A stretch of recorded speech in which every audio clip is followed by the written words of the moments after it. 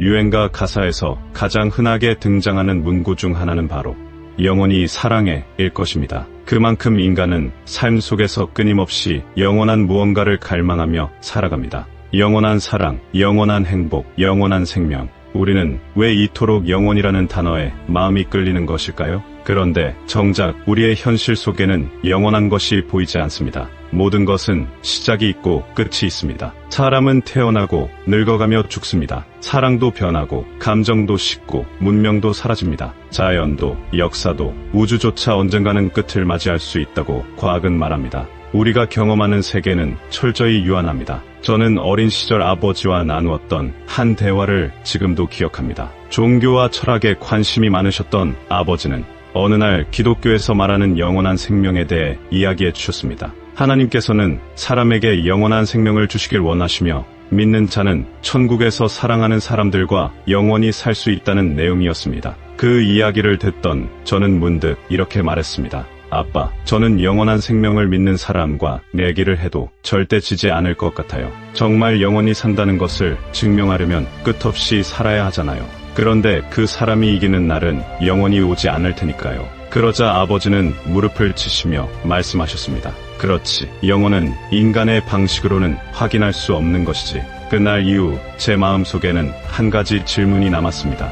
우리는 경험하지 못한 영혼을 왜 이렇게 선명하게 이해하고 있을까? 우리는 영혼을 직접 본 적이 없습니다. 어느 누구도 끝없는 시간을 살아본 적이 없고 변하지 않는 세상을 경험한 적도 없습니다. 그런데도 사람은 영혼이 무엇인지 알고 있습니다. 끝이 없다는 것, 사라지지 않는다는 것, 변하지 않는다는 것, 시간에 제한받지 않는다는 것. 우리는 실제로 경험하지 못한 개념을 어떻게 이토록 자연스럽게 받아들이고 있는 것일까요? 물론 인간은 상상력을 통해 많은 개념을 만들어냅니다. 그러나 상상 역시 아무 기반 없이 생겨나지는 않습니다. 인간의 모든 사고는 경험, 이성, 직관, 그리고 존재의 흔적을 재료로 삼아 이루어집니다. 영혼이라는 개념 역시 단순한 공상이 아니라 인간 내면 깊은 곳에 자리 잡은 근원적 질문에서 비롯된 것일 수 있습니다. 인간이 영혼을 사유하고 갈망한다는 사실은 단순한 생존 본능만으로 설명하기 어려운 내면의 흔적일 수 있습니다. 그것은 영원한 존재를 향한 단서일지도 모릅니다. 왜냐하면 인간은 단지 오래 살고 싶어하는 존재가 아니기 때문입니다. 인간은 단순히 수명을 연장하고 싶어하는 것을 넘어 끝나지 않는 사랑을 원합니다. 사라지지 않는 기쁨을 원합니다. 변하지 않는 진리를 찾고 무너지지 않는 정의를 갈망합니다. 우리는 유한한 세계에 살면서도 늘 유한한 것으로 만족하지 못합니다. 배고픔이 있다는 것은 음식이 존재함을 암시합니다. 목마름이 있다는 것은 물이 존재함을 보여줍니다. 피곤함이 있다는 것은 쉼이 존재함을 뜻합니다. 그렇다면 인간 마음속 깊은 곳에 자리한 영혼에 대한 갈망은 무엇을 가리키는 것일까요? 기독교 변증학자 C.S. 르웨스는 인간 안에 세상의 어떤 것으로도 채워지지 않는 갈망이 있다면 그것은 인간이 이 세상을 넘어선 목적을 위해 지어졌다는 신호일 수 있다고 말했습니다. 세상의 어떤 사랑도 완전하지 않고 어떤 성취도 영원하지 않으며 어떤 즐거움도 오래 지속되지 않습니다.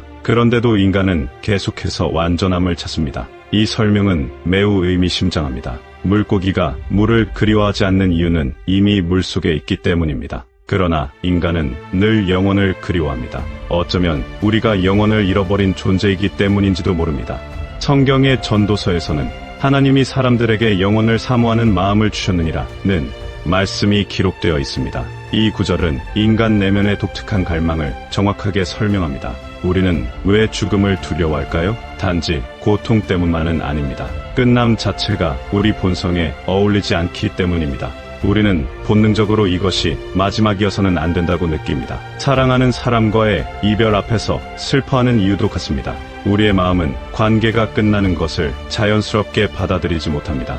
이는 인간이 단지 흙으로만 만들어진 존재가 아니라 영혼을 향하도록 창조된 존재임을 암시합니다. 그러나 유한한 인간이 스스로 영원한 하나님께 도달할 수는 없습니다. 시간 속에 갇힌 존재가 시간 밖의 존재를 완전히 이해할 수 없기 때문입니다. 2차원의 존재가 3차원의 세계를 스스로 완전히 파악할 수 없듯이 인간 역시 스스로의 힘만으로는 하나님께 이를 수 없습니다. 그래서 기독교는 하나님께서 먼저 인간에게 다가오셨다고 말합니다. 그 절정이 바로 십자가입니다. 예수 그리스도께서 인간의 역사 속으로 들어오셔서 죄와 죽음을 대신 짊어지시고 부활을 통해 영원한 생명의 길을 여셨다는 것이 기독교 복음의 핵심입니다. 인간이 영혼을 향해 손을 뻗은 것이 아니라 영원하신 하나님께서 인간에게 손을 내미신 사건이라는 것입니다. 우리가 평생 찾아 헤매는 영원한 사랑 역시 그 안에서 비로소 의미를 갖습니다. 조건 따라 변하는 사랑이 아니라 배신당해도 사랑하고 버림받아도 품으며 죽음 앞에서도 포기하지 않는 사랑. 기독교는 그 사랑이 십자가에서 드러났다고 말합니다. 세상은 유한합니다. 사람도 유한합니다. 그러나 인간의 마음은 유한하지 않은 것을 향해 끊임없이 움직입니다.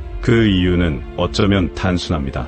우리가 영원을 상상해낸 존재가 아니라 영원을 기억하도록 지음받은 존재이기 때문입니다. 그리고 우리가 평생 찾던 변하지 않는 사랑은 십자가 위에서 이미 우리를 향해 펼쳐졌는지도 모릅니다. 그 무한한 사랑만이 우리 안에 영원한 생명을 피어나게 할 수 있을 것입니다. 시청해 주셔서 감사합니다. 다음 영상에서도 신을 찾는 여정에서 발견한 새로운 이야기로 돌아오겠습니다. 구독과 좋아요는 영상 제작에 큰 힘이 됩니다. 감사합니다.